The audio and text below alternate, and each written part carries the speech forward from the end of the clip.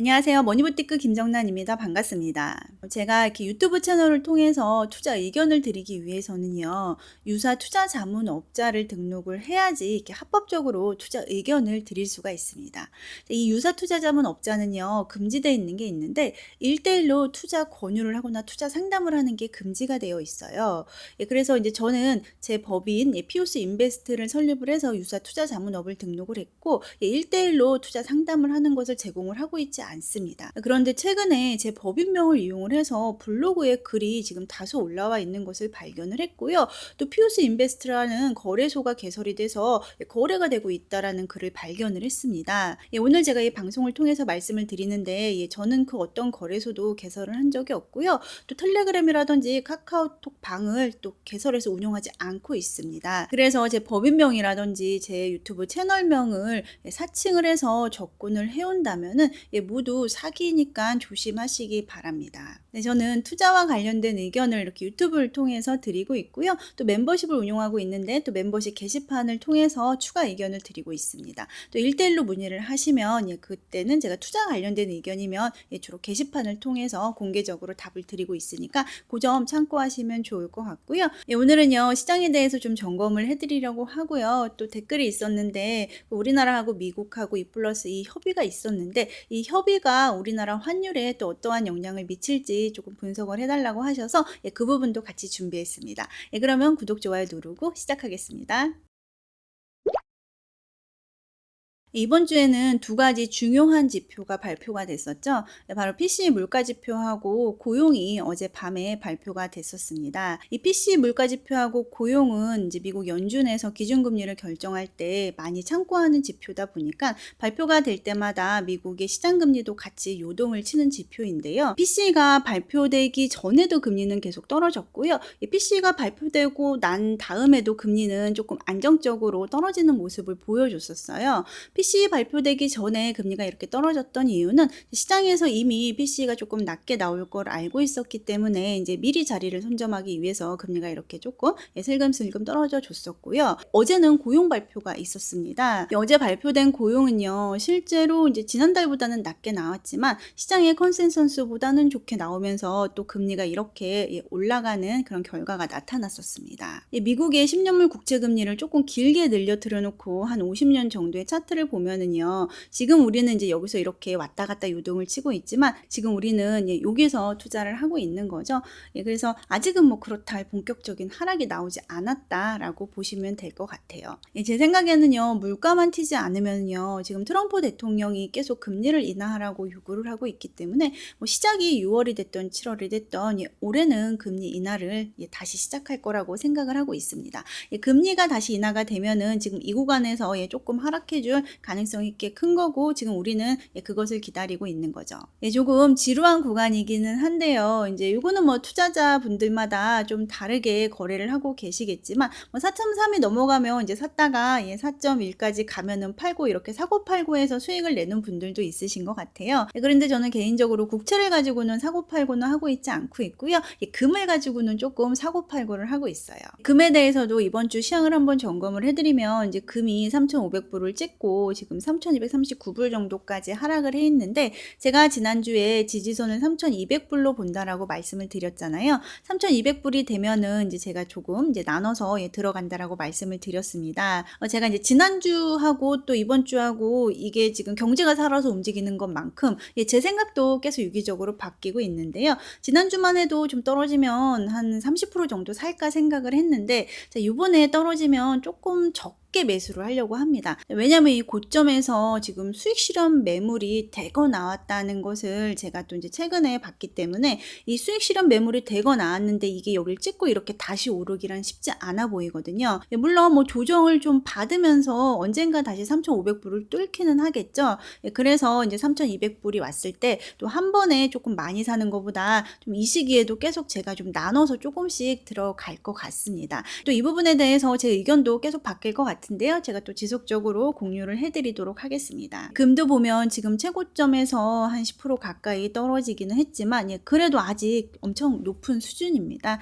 그래서 이제 언제 이게 진짜 뭐 급락을 해서 이렇게 갈 수도 있잖아요. 그래서 이 부분은 항상 우리가 조심하고 금에 접근하시는 게 좋을 것 같습니다. 그래서 이렇게 큰 그림으로 자금의 흐름을 좀 지켜보면서 투자 의사 결정을 하시면 좋을 것 같아요. 역사적으로요, 미국 달러에 영향을 주는 큰 두 가지 사건이 있었는데요. 첫 번째가 닉슨 쇼크가 있었고, 두 번째가 플라자 합의가 있었어요. 닉슨 쇼크는 닉슨 대통령이 우리 더 이상 달러를 금으로 못 바꿔줘 라고 선언한 그런 사건이었고요. 두 번째는 플라자 합의라고 미국의 통화 가치를 인위적으로 낮추는데 다른 나라의 합의를 요구했던 사건이었어요. 제가 최근에 영상에서 마러라고 협의가 뭐고, 이 마러라고 협의에 대해서 왜 많은 나라들이 이렇게 걱정을 하고 우리 투자자도 걱정을 하고 있는지에 대해서 설명을 해드린 영상이 있었어요. 그런데 요즘에 이제 몇몇 국가, 우리나라를 포함해가지고 또 미국과 이게 무역 협상을 하기 위해서 이제 미국의 입맛에 맞는 정책을 이렇게 한 움큼 싸들고 달려가서 합의를 하고 있잖아요. 이러한 현상을 보니까 이게 정말 마러라고 협의 같은 또 우리한테 쇼크를 줬던 뭐 닉슨 쇼크나 프라자 합의 같은 이런 굵직한 사건이 다시 좀 일어날 수도 있지 않겠나 하는 생각을 하게 됩니다. 또 우리는 이제 이러한 일이 일어날지 모르니까 대비를 좀 해야 되겠죠. 근데 이제 아이러니하게도 닉슨 쇼크가 일어났었을 때도 이제 소속 정당이 공화당이었고요. 플라자 합의도 공화당이었고 또 지금도 공화당인 상황인 거죠. 그래서 우리가 마러라고 협정이라든지 이렇게 달러를 인위적으로 절하하는 이런 사건이 안 일어날 거야 라고 생각하기보다는 혹시 일어날지도 모르는 것에 대해서 대비를 하면 좋겠고요. 마침 구독자분께서 지금 우리나라하고 미국하고 2+2 협의가 있었는데 이게 우리나라 환율에 어떠한 영향을 미칠지에 대해서 조금 의견을 달라고 말씀을 하셔서 제가 영상을 준비를 했습니다. 일명 2+2 협의는요, 이제 양국의 경제를 담당하는 수장하고 통상을 담당하는 수장이 이제 각각 이렇게 2명씩 나와서 합의를 했다고 해서 이제 우리가 2+2로 부르고 있고요. 회담 이후에 정부의 브리핑이 있었는데 이때 7월 패키지라는 용어가 나왔습니다. 이 7월 패키지는 이제 향후의 협상 과정에서 일종의 마지노선으로 이해를 하시면 될 것 같은데요.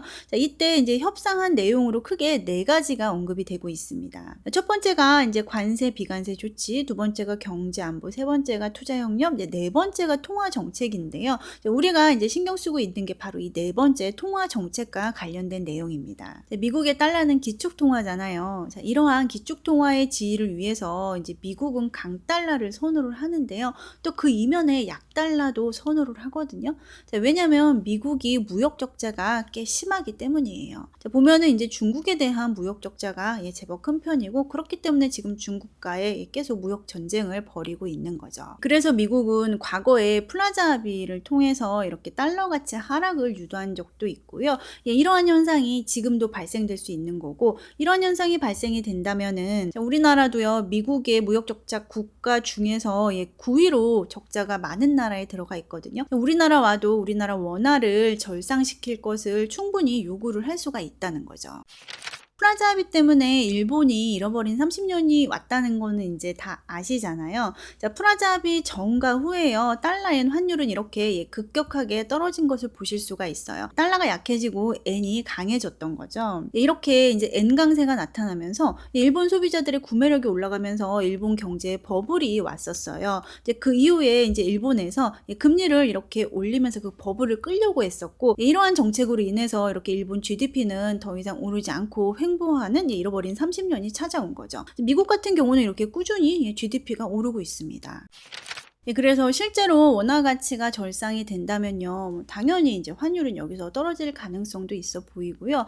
또 이제 뭔가 환경이 바뀌는 거잖아요. 그렇다 보니까 이제 불확실성에서 벗어나고자 주식시장에 조금 충격을 줄 수도 있을 것 같습니다. 지금 이제 원달러 환율이 1,400원 밑으로 살짝 떨어지기도 했는데요. 앞으로는 원달러 환율이 오르는 포지션보다는요, 원달러 환율이 떨어질 수 있는 포지션에 대비를 하는 전략이 좋아 보입니다. 그런데 우리가 이제 이렇게 예측을 인식을 하고 그거에 대비를 하는데 이렇게 대비를 해서 한 70-80%는 맞지만 20-30%는 또 우리가 예측하지 못하는 방향으로 흘러가기도 합니다. 시장은요 100%를 절대 맞출 수가 없습니다.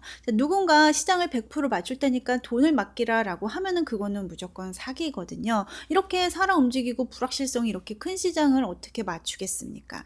그래서 제가 여러분들한테 포트폴리오 투자를 하자라고 말씀을 드리는 거고요. 자, 기본적으로 자산을 주식하고 장기국채하고 금하고 현금성 자산에 배분을 하되, 자, 이러한 불확실성에 따라서 우리가 70-80%는 맞출 수 있으니까 비중을 조금 줄이기도 하고 늘리기도 하는 전략을 가져가면서 투자를 하는 게 저는 제일 현명하다고 생각을 합니다. 지금은 어떤가요? 자, 이번 주는 자금이 조금 주식으로 흘러 들어가는 분위기입니다.